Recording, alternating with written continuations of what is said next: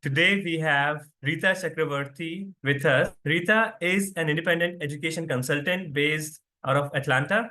Her background is in educational psychology, which is the study of how individuals learn and develop within educational settings. She also teaches English at a university.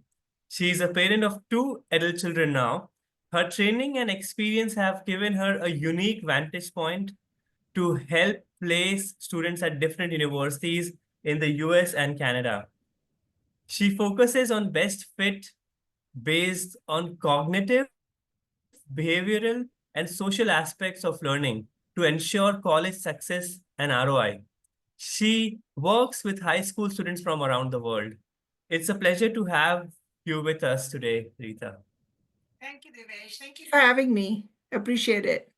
So you are based out of the US, and what are some of the biggest changes you're seeing in the US college admissions this year, especially for international students? Yeah, that's probably a question at the top of everyone's minds right now. So when you say recent, this is like in the very middle of the application season, like the results have just come out for students who applied last year. So when they applied, situation was different. And when the results came out, the situation is kind of changing every day. So I didn't see any difference based on the political or the cultural environment at this time. I think the students will probably see something when they get their visa interviews. Okay. They have this whole month to make the decision on college where they want to commit. So once they do that, then the DSO takes over and processes the international student application aspect, which is the I-20 and stuff like that. And when they go to get the visa, that's where they will see.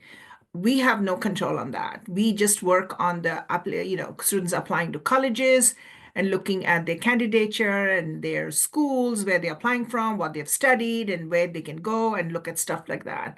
So the outcome of the current situation, they will find out in the next few months. You know, yeah. Okay.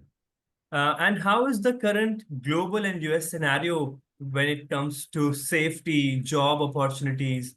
And you're just talking about visa, but how is it affecting the students who are planning to start the college this fall?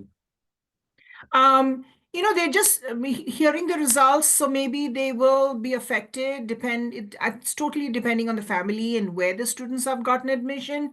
I have always encouraged my students to be close to family or friends or people they can communicate with other than just academics, people from their city or places where they can enjoy a celebration or enjoy a festival or something that gives them a feeling of community, because there's next 4 years is a long time away from parents, so they need to be at a place where they can feel like it's home.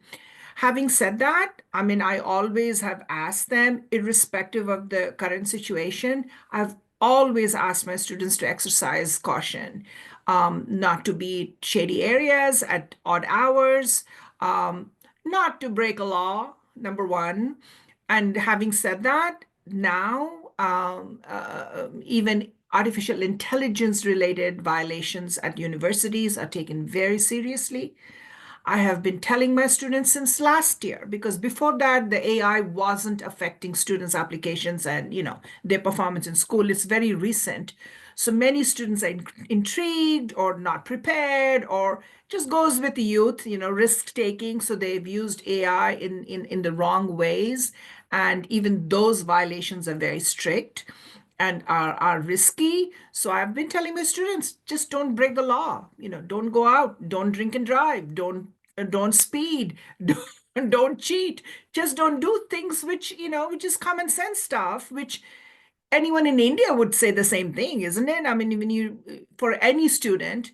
But again, when you're dealing with youth, there's a little bit of risk-taking behavior that you have to deal with. And other than that, I think they should be okay. They Mhm. should be okay. I haven't seen anything risky where I teach or at the other universities.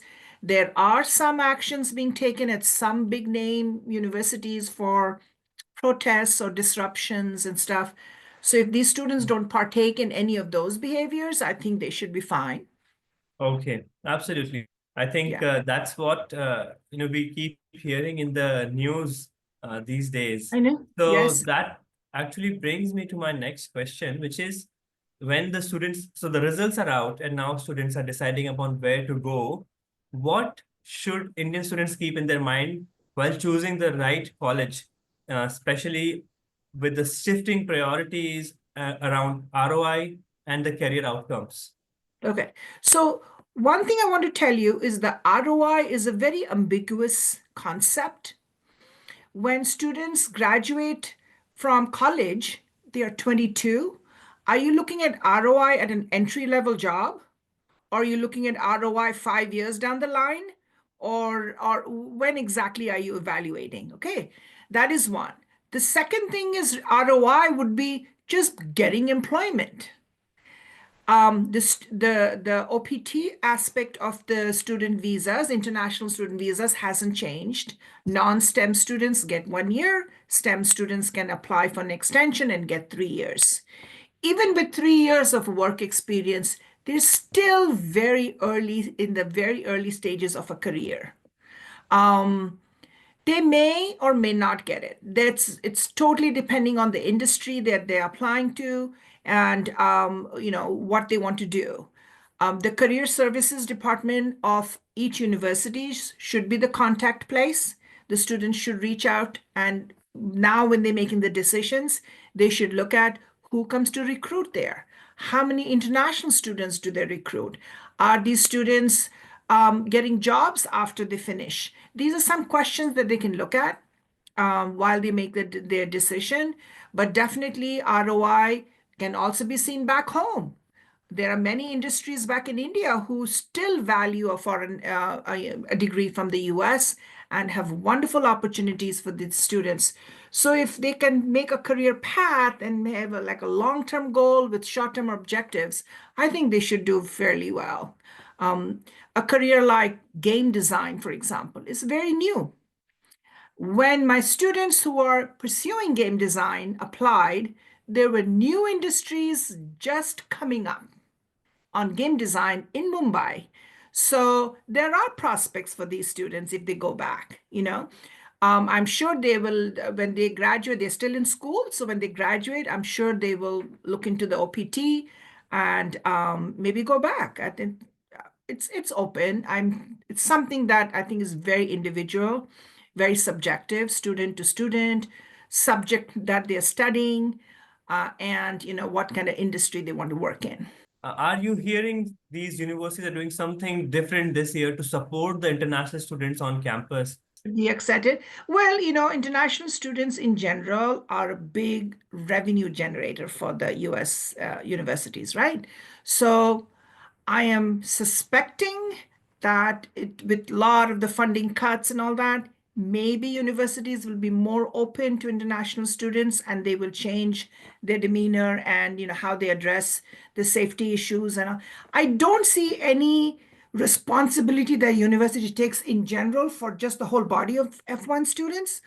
But they have organizations on campus that cater to the needs of F1 students to give them the sense of community. They have organizations, international student organizations that they can participate in and feel like, a little sense of belonging because they have other students like them.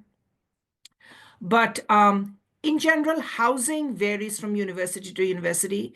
The freshmen are usually asked to stay on campus till they get used to it. But depending on where they are, which university, housing choices vary from place to place. That's a choice that students get at the second year on to stay on campus or not. I would encourage my students to stay on campus and be as close as possible to the campus. Um, I think the biggest problem that not so much mine because I prepare them, but many international students have is just maturity issues. It's just a cultural expectation in different cultures. When do you see a student as an adult in India, and when do you see a student as an adult in the US?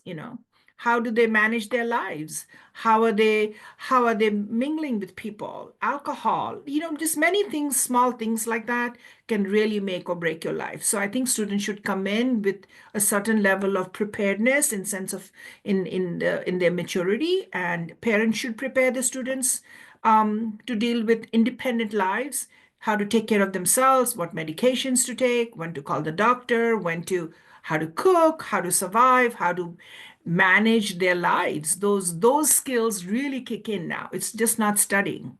They're by themselves. So running your life as an adult is a very important skill that I think many students from different countries are not very good at. I think that should be the number one priority of parents right now.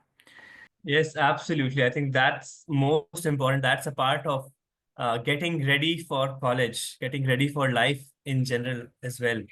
The four Uh, years is a big chunk of their lifetime. They make wonderful friends, they just grow, they are suddenly, able to think for themselves without parents guiding them or telling them what to do. So it's a yeah. very crucial juncture in their lives, and I think parents need to participate in just helping them get those wings.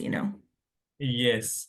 So that brings me to my final question, and that is, what is the final piece of advice that you have for Indian students and parents who are feeling anxious about sending their child abroad this Yeah. year? Yeah. And it's a good segue actually. We ended talking about maturity. I think number one is just help your child grow up. The children should, by this time, when they're ready to go to college, should be able to manage their lives. That is one. But the education system of different countries prepares students differently. I learned last year that CBSE's changed its grading policy. They are looking at some critical thinking aspect in their exams. That's great. The IB program has been prepared somewhat with their theory of knowledge that they use, the way students do a lot of critical thinking writing based on critical thinking. But so when students come from different boards, academically, they are not prepared because it's not such a linear, it's not getting the marks. It's how you think, how you question, how you think for yourself, which they have not been prepared for. I think they should really, really inculcate that with their children at home. Let them think for themselves, let them question, let them find their answers rather than just telling them what to do or just focusing on grades, marks. Because it's not so much mark driven. Sometimes, the answers are just not black and white. It's not so binary. It's just kind of sometimes the gray areas what students need to be able to address. I think just preparing students on maturity and just creative critical thinking and problem solving should really help these students be successful in college. Fantastic. Thank you so much, Rita. It was a My pleasure, pleasure. same here, having you here on the podcast, and thanks for sharing your advice and insights with us today. My pleasure, my pleasure. Every student is different. It's a very subjective decision. One size doesn't fit all here, so every student needs to be seen in a different way.